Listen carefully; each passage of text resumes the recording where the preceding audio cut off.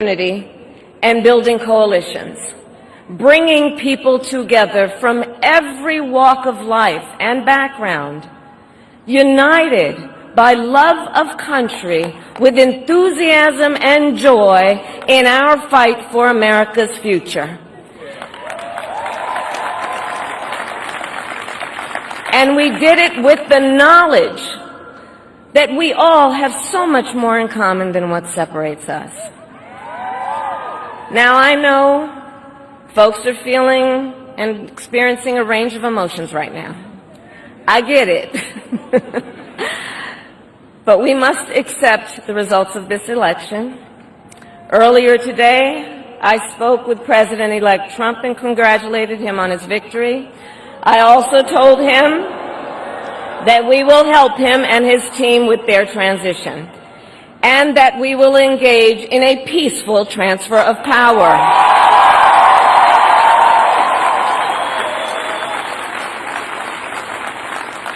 A fundamental principle of American democracy is that when we lose an election, we accept the results. That principle, as much as any other, distinguishes democracy from monarchy or tyranny. And anyone who seeks the public trust must honor it. At the same time, in our nation, we owe loyalty not to a president or a party, but to the Constitution of the United States.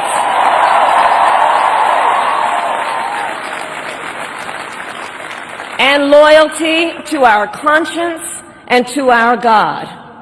My allegiance to all three is why I am here to say, while I concede this election, I do not concede the fight that fueled this campaign.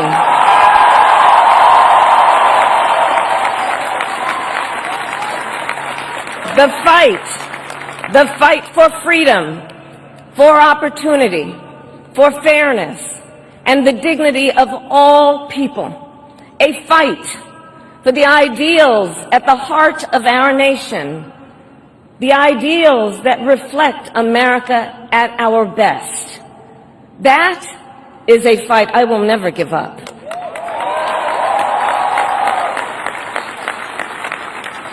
I will never give up the fight for a future where Americans can pursue their dreams, ambitions, and aspirations, where the women of America have the freedom to make decisions about their own body and not have their government telling them what to do. We will never give up the fight to protect our schools and our streets from gun violence. And America, we will never give up the fight for our democracy, for the rule of law, for equal justice, and for the sacred idea that every one of us, no matter who we are or where we start out, has certain fundamental rights and freedoms that must be respected and upheld.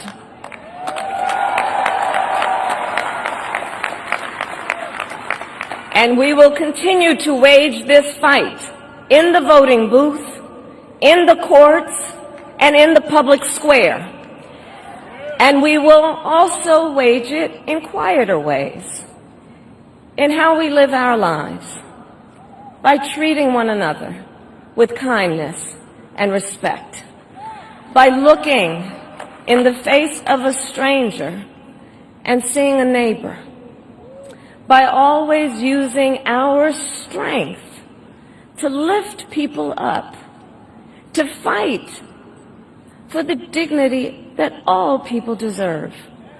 The fight for our freedom will take hard work, but like I always say, we like hard work. Hard work is good work. Hard work can be joyful work. And the fight for our country is always worth it. It is always worth it.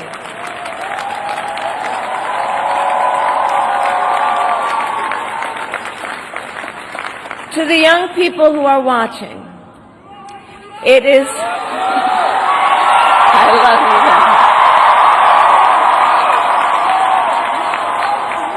guys. To the young people who are watching, it is okay to feel sad and disappointed, but please know it's going to be okay. On the campaign, I would often say, when we fight, we win. But here's the thing. Sometimes the fight takes a while. That doesn't mean we won't win. That doesn't mean we won't win. The important thing is don't ever give up. Don't ever give up. Don't ever stop trying to make the world a better place. You have power. You have power. And don't you ever listen when anyone tells you something is impossible because it has never been done before.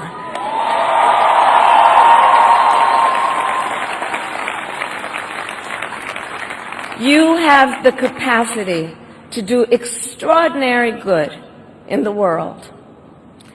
And so to everyone who is watching, do not despair. This is not a time to throw up our hands. This is a time to roll up our sleeves.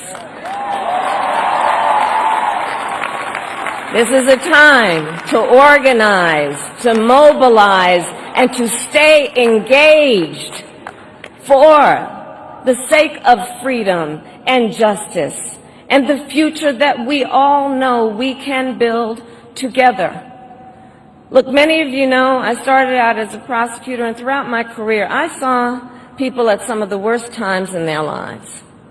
People who had suffered great harm and great pain, and yet found within themselves the strength and the courage and the resolve to take the stand, to take a stand, to fight for justice, to fight for themselves, to fight for others. So let their courage be our inspiration. Let their determination be our charge. And I'll close with this. There's an adage an historian once called a law of history, true of every society across the ages. The adage is, only when it is dark enough can you see the stars. I know many people feel like we are entering a dark time, but for the benefit of us all, I hope that is not the case. But here's the thing, America, if it is, let us fill the sky with the light of a brilliant, brilliant billion of stars. The light of optimism, of faith, of truth, and service.